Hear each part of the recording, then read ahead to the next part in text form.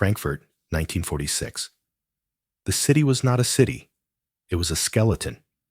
It was a sprawling, skeletal ruin picked clean by war, now gnawed upon by the desperate and the cold.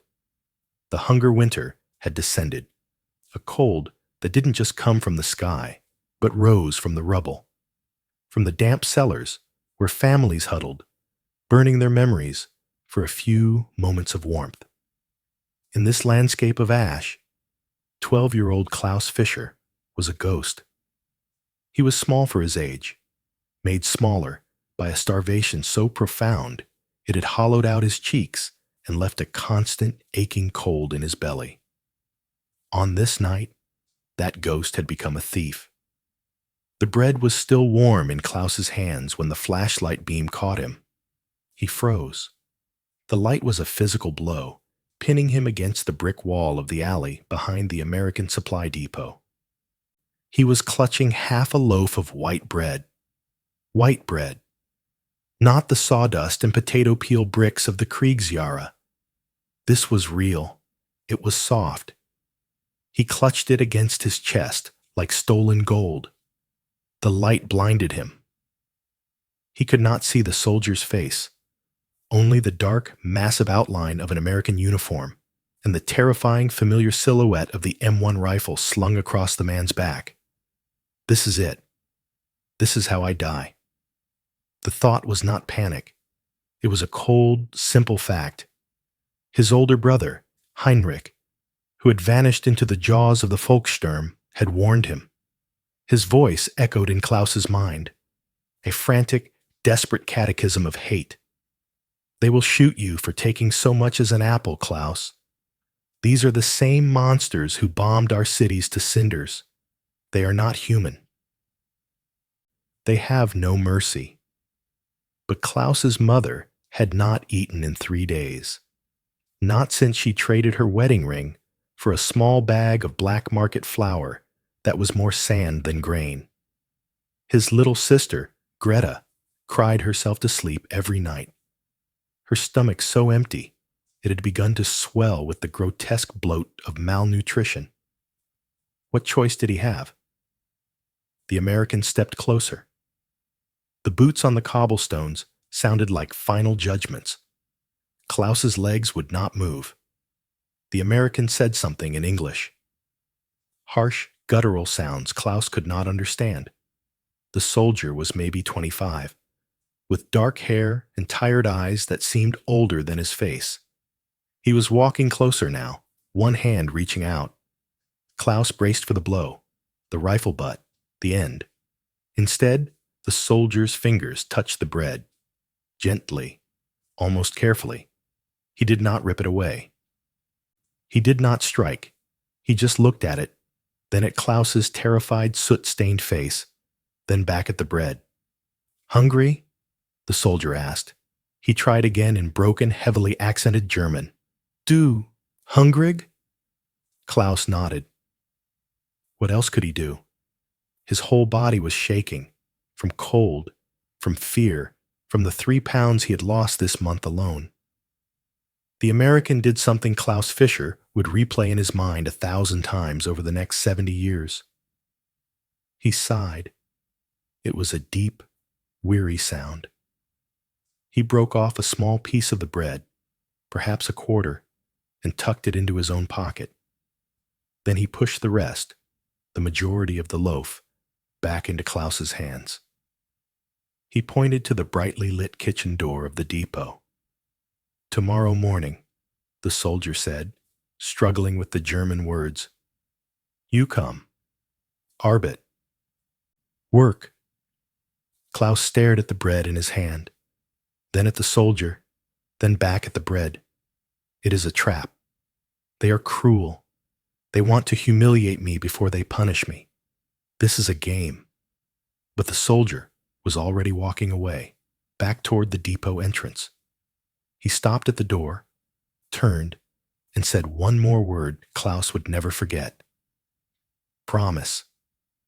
Klaus did not know it yet, but that piece of bread, given in an act of profound, inexplicable mercy, would feed him for the next 70 years. Klaus did not go to the depot the next morning. He couldn't. The fear was stronger than the promise. He sat in the corner of their shared room. 3 families crammed into the damp, surviving half of a destroyed apartment building in the Nord-End district. The bread from the previous night was divided into careful, wafer-thin portions. A piece for Mama. A piece for Greta. A piece for himself. He chewed slowly, making it last, tasting real flour for the first time in memory. The other families in the room eyed their portions hungrily, but no one asked where it came from. In 1946 Frankfurt, that was a question you never asked. It was a trick, Klaus thought, staring at the ruins across the street. He was mocking me. If I go back, they will be waiting to arrest me. But the bread ran out by evening. Greta was crying again, that weak, exhausted sound of a body giving up, and Klaus could not stop thinking about the soldier's face. Not angry, not disgusted, just tired, and maybe sad. Tomorrow, you come work.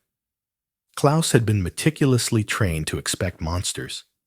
He was a child of total war, his entire worldview curated by the Nazi propaganda machine.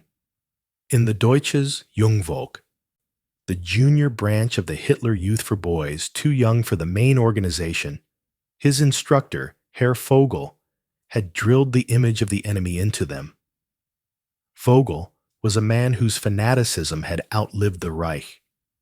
He would show them the posters plastered on every street corner. Hook-nosed demons in American uniforms dragging German children away. Another showing GIs with the slogan, "They will defile our women, execute our children. This is the price of their Jewish master's revenge."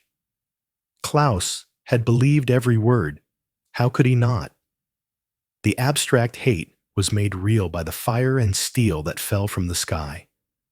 His father had died in the firebombing of March 1944, crushed under rubble, while Klaus and his family huddled in a shelter 4 blocks away. 11-year-old Klaus had helped identify his body by his wedding ring. His mother moved them to her sister's farm outside Wiesbaden, where they survived the final year eating potato peels and foraged plants. His uncle, a 62-year-old man with a hunting rifle, was marched off with the Volkssturm, the People's Militia, in March 1945 to face American tanks. They never found his body. When the Americans finally arrived at the farm, Klaus had hidden in the root cellar with Greta and his mother, waiting for the screams Herr Vogel promised would come. But the screams never came. Instead, there was quiet. Then voices in English. Then his mother emerged to find American soldiers setting up a field hospital in the village square, treating German civilians alongside their own wounded. Klaus had not known what to make of it.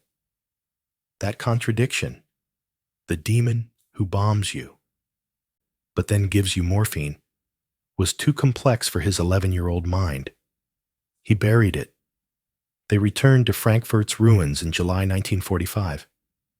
Their apartment building was gone, just bricks and twisted metal, and memories turned to ash. And the hunger. A constant, gnawing, physical presence that turned food into an obsession, a dream, a fairy tale from the time before.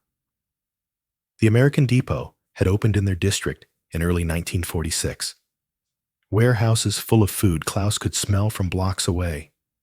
The scent of real bread, of yeast and butter. Things that belonged to his grandmother's kitchen before the war. It drove him mad. He had tried stealing twice before.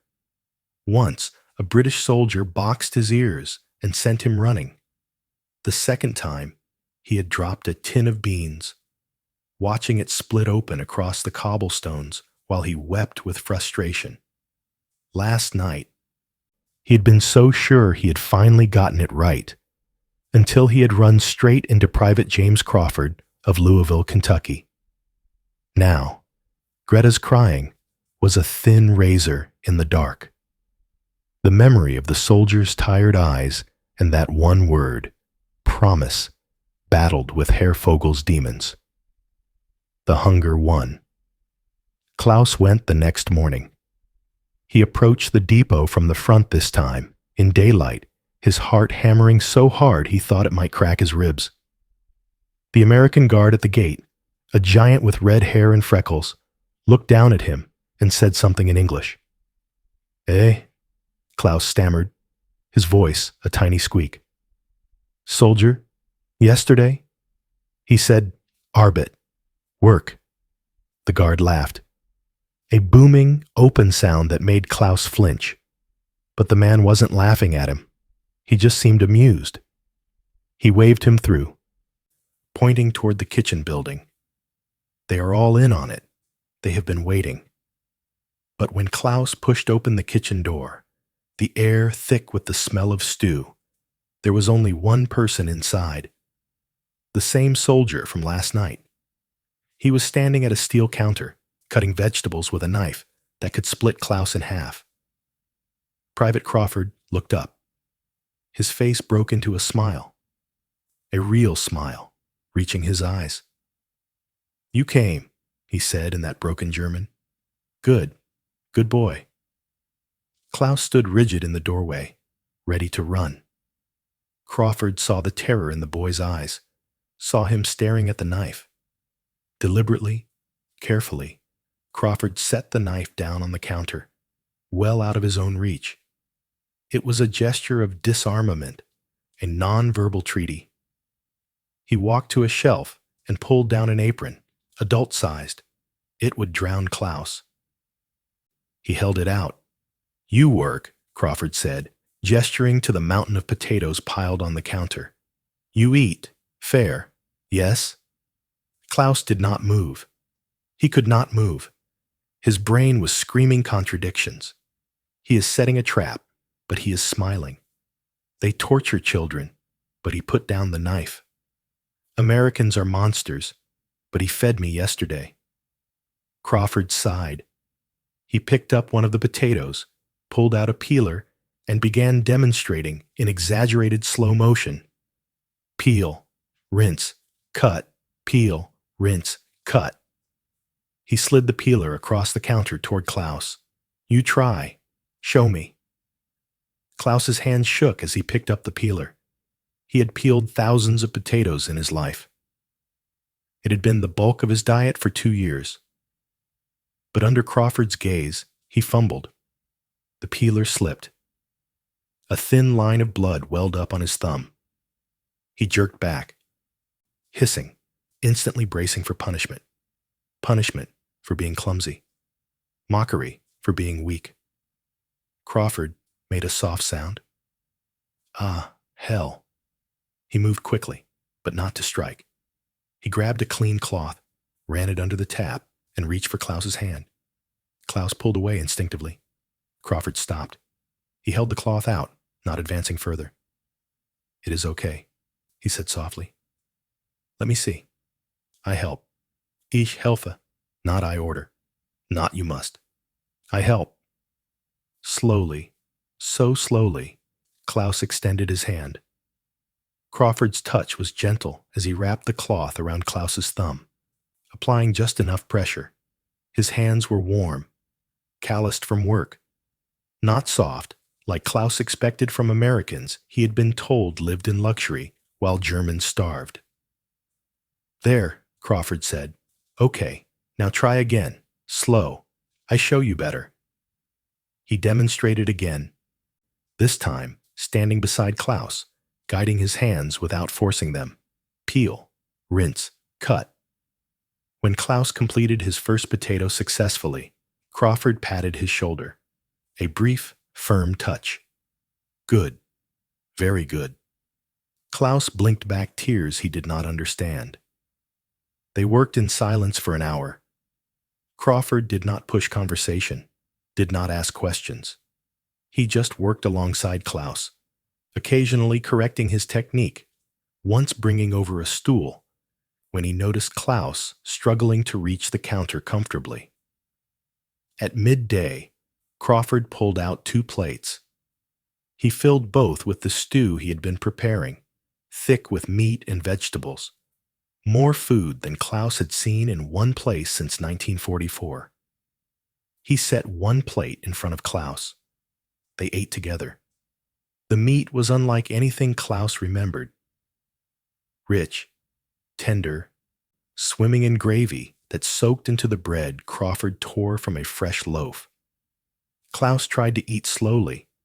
He tried to maintain some dignity, but his body betrayed him. He was shoveling food into his mouth, sauce dripping down his chin. Crawford did not laugh. He did not comment.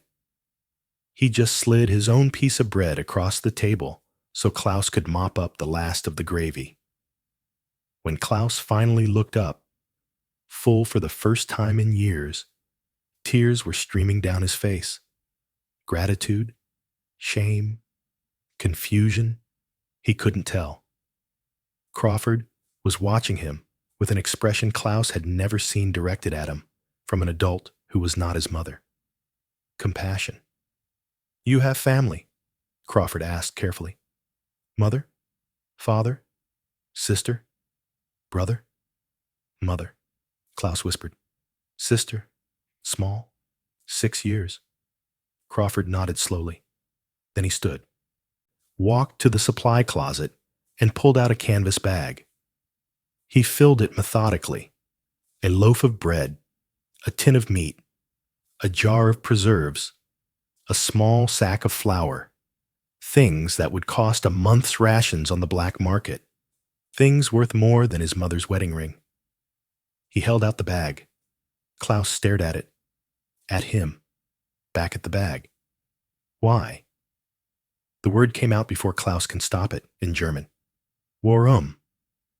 Crawford's face shifted. Something painful passed across it, like a shadow. He reached into his pocket and pulled out a photograph, creased and worn. He showed it to Klaus. A woman with dark hair, and a boy, maybe 8 years old, both smiling at the camera. "My wife," Crawford said quietly. "My son, Tommy. Same age as your sister. When I leave for war." He traced the boy's face with his finger. "I think if my Tommy is hungry, if he needs to steal food to eat, I hope someone helps him. I hope someone is kind." "Yes." Klaus took the bag with trembling hands. "Danke," he whispered. Crawford smiled. "Tomorrow. You come tomorrow." Klaus ran home, the bag clutched to his chest. The weight of it was more valuable than gold. But it was not the food that made him cry as he ran through the ruined streets of Frankfurt. It was the photograph of a little boy named Tommy, and the way Crawford's voice had broken when he had said, "I hope someone is kind." Klaus came back the next day, and the next, and the next. At first, he was still waiting for the trap to spring. He worked quickly, efficiently, barely speaking. Stay useful. Do not give him a reason to change his mind. But Crawford was consistent. Every day, the same routine. Work, eat together, take food home. And every day, Crawford talked to him. Simple German phrases he was learning, laughing at his own terrible pronunciation. Stories about Kentucky, about something called bluegrass, and horses running in circles for sport. Klaus started arriving earlier, staying later. He learned the routine so well that Crawford could trust him to continue the work alone. He started asking questions. "What is this?" pointing to an unfamiliar vegetable. "How do you make this?" Crawford answered every question with patience, often supplementing his broken German with exaggerated pantomime that made Klaus crack his first genuine smile in over a year. For 2 weeks, Klaus returned every morning. Then one day, a sergeant stormed into the kitchen. Another soldier entered while they were working, a tall man with sergeant stripes, who started speaking rapidly in English, gesturing at Klaus. Klaus went rigid. This is it. Someone noticed. Someone complained. The sergeant's voice rose. Crawford's voice rose to meet it. They were arguing. The sergeant pointed at the door. Crawford stepped between Klaus and the sergeant, his body forming a barrier. Finally, the sergeant threw up his hands and stormed out. Crawford turned to Klaus. His face flushed. You okay? He struggled for the German. He says, rules. I say. He made a dismissive gesture. You stay. You work here. Okay? Klaus's voice was tiny. You fought for me? Crawford looked surprised by the question. Of course. You were a good worker. You good kid. Something cracked in Klaus's chest. He was 12 years old. He had survived a war. He had watched his city burn. He had stolen to keep his sister alive. And now, an American soldier was calling him a good kid and defending him against his own sergeant. Everything they told me was a lie. The realization hit him all at once, like the moment the firebomb hit his building.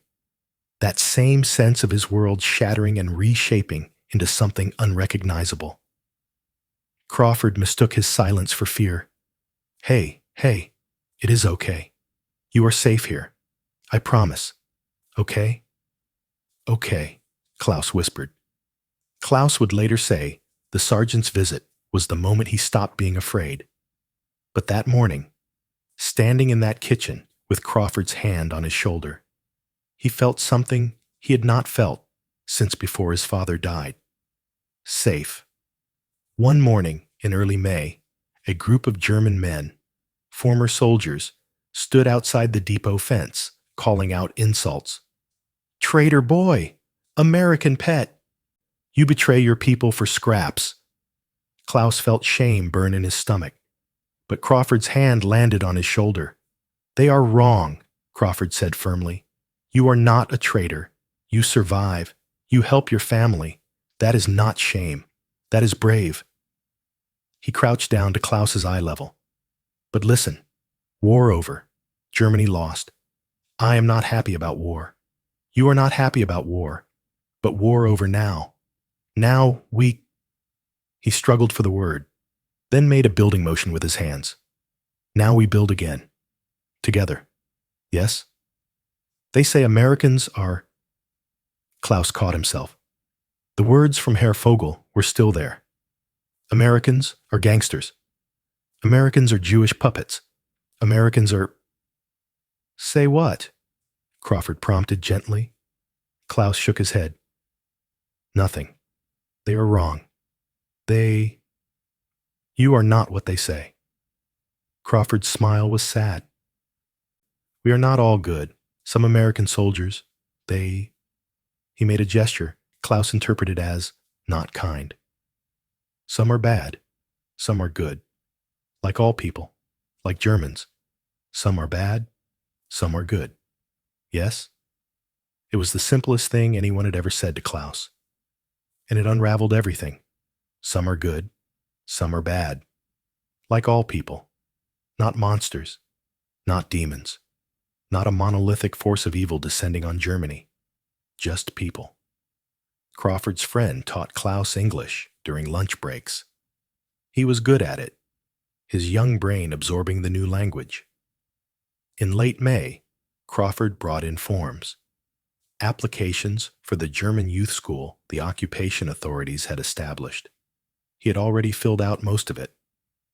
You work morning. Go school afternoon. I talk to your mother. Explain. Okay? But school? School important, Crawford insisted. You smart. You need education. Cannot work kitchen forever. Must have future. Klaus's eyes stung. You want me to leave? No. Crawford looked horrified. No. I want you to have good life. Big life. Better than... He gestured at the kitchen, the depot, the ruins outside. Better than this. That night, Klaus told his mother everything. He expected anger for lying, for putting himself at risk, for working for the occupiers. Instead, Anna Fischer wept. She pulled Klaus into her arms, so thin he could feel every bone, and whispered, "Danke Gott, danke Gott." The next morning, she came with him to meet Crawford. She wore her best dress, patched and faded, but clean. She was trying to have dignity. Crawford shook her hand formally. "Your son, very good worker, very smart. You have good boy." Anna's voice shook. "I cannot pay you." "I have nothing. No pay needed," Crawford interrupted gently. "He work. I feed. That is pay." And he held out a larger bag than usual. Flour, sugar, canned milk. "For you. For your family." Anna took the bag with trembling hands. Then before Crawford can react, she kissed his hand, a gesture of profound gratitude. "Bitte, danke," she whispered. Crawford's eyes were wet. He carefully extricated his hand and instead offered a handshake. Firm, respectful, between equals. "You welcome. Your son, he good boy. He make you proud." Walking home, Anna held Klaus's hand.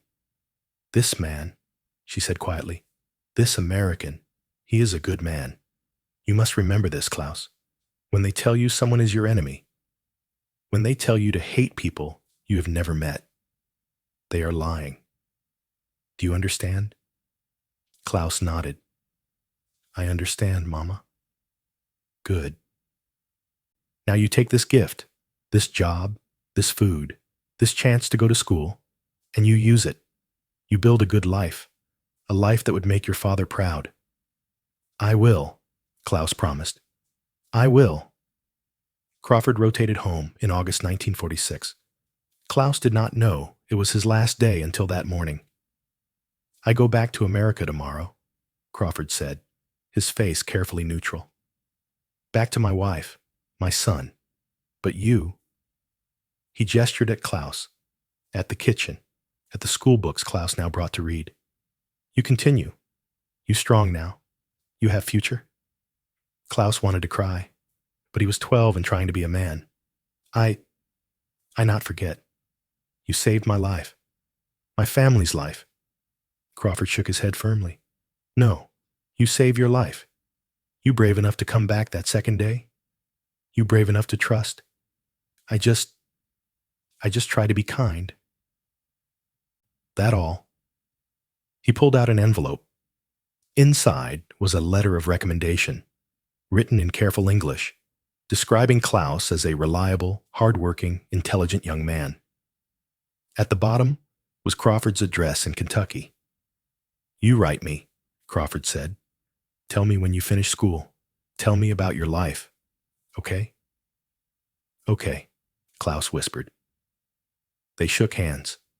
The same formal handshake Crawford had given Klaus's mother. Between equals. Crawford's photograph of Tommy would, in a way, travel back to Kentucky with Klaus 43 years later. Klaus Fischer attended the occupation school, then technical college. He became an electrical engineer, working on the reconstruction of Frankfurt's infrastructure. In 1952, he wrote his first letter to Crawford, telling him about his graduation, about Greta starting school, about his mother, who was healthy and working as a seamstress. Crawford wrote back with a photograph. Him and Tommy, now a teenager. "I told him about you," Crawford wrote, "about the brave boy who came back even when he was afraid. He wants to meet you someday." They corresponded for 47 years. Klaus visited Kentucky once, in 1989, bringing his own 2 daughters to meet the man who had changed his life. Crawford was gray-haired, retired, but he had never stopped cooking. He made Klaus and his daughters the same stew he had made that first day, thick with meat and vegetables, served with fresh bread. "Still best food I ever taste," Klaus told him, and they had both laughed. When James Crawford died in 1993, Klaus flew back to Kentucky for the funeral. He stood before the gathered family and friends and told them about a night in 1946 when a hungry boy tried to steal bread and found something more valuable. "He gave me back my humanity," Klaus said, his English now fluent, but still carrying the accent of his youth. "When everything I had been taught was cruelty, when I expected punishment, he gave me dignity. He gave me work. He gave me hope. He did not see a German child, an enemy child. He saw a hungry boy, and he fed him." Tommy Crawford, gray-haired himself now, embraced him after the service. "Dad told me stories about you my whole life," he said. "He said you taught him something too. That kindness is not just about grand gestures. Sometimes it is just about seeing someone who is hungry and sharing your bread." Klaus Fischer returned to Germany and spent the next decade giving talks at schools about the occupation, about reconciliation, about the importance of seeing the humanity in those you have been taught to fear. "I was taught that Americans were monsters," he would tell students. "And then I met one American soldier, and everything I had been taught fell apart. Not because he made speeches about peace, because he was kind when he had every reason not to be." Klaus Fischer died in 2016 at the age of 82. In his desk, his daughters found a box containing every letter Crawford had sent, the photograph of Tommy, and the letter of recommendation from 1946. At the bottom, in faded pencil, Klaus had written in German, "The day I learned that kindness is stronger than hate." His daughters donated the collection to the German Historical Museum in Berlin.